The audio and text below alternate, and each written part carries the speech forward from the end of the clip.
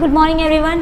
My name is Komal Yadav. Today we are going to discuss about the chapter number 8 of class 7th, and we are discussing about the generation of wind current due to the uneven heating of land and water.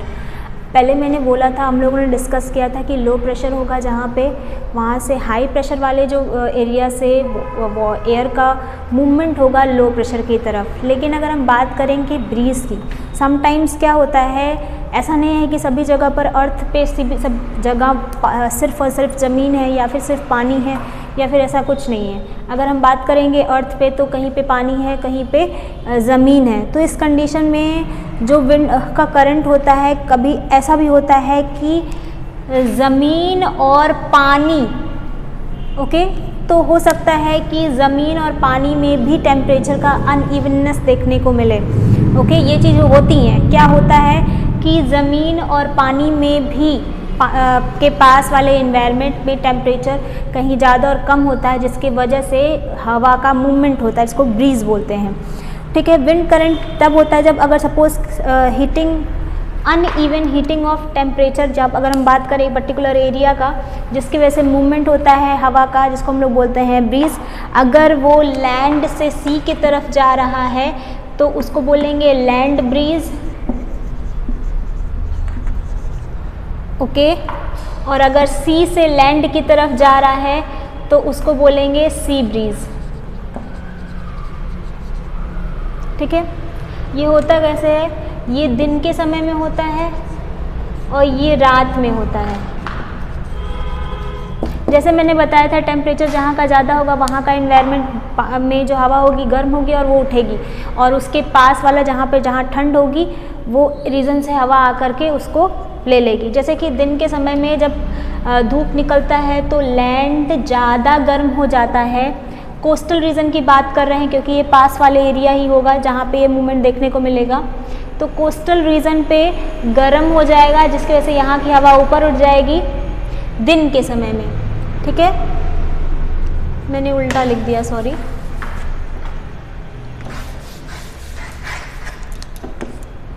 Land breeze night में होता है और sea breeze day time में।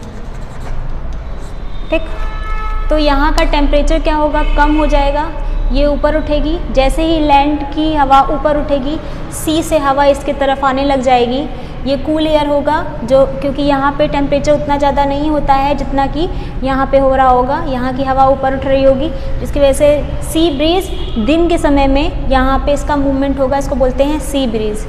ठीक है, अगर हम बात करेंगे कि रात के समय में क्या होता है कि ये वाला एरिया ज़्यादा जल्दी ठंड हुआ होता है as compared to that one. Okay, जिसके वजह से टेम्परेचर का अनइवननेस देखने को मिलता है कि यहाँ का टेम्परेचर ज़्यादा हो जाता है इस जगह से, यानी लैंड से। इस कंडीशन में इधर वाली हवा गर्म होकर के ऊपर उठने लग जाती है, और जिसकी वजह से लैंड से एक हवा उसको रिप्लेस करने के लिए आती है, उसको बोलते हैं लैंड ब्रीज। ठीक है, सी ब्रीज जो होता है यूजुअली मॉनसून टाइम बोलते हैं, मॉनसून लाती है, बारिश लाती है। ठीक है, और ये जो है समर सीजन में होता है। लेकिन अगर लैंड ब्रीज की बात करें तो ये जस्ट अपोजिट है, विंटर सीजन में देखने को मिलेगा।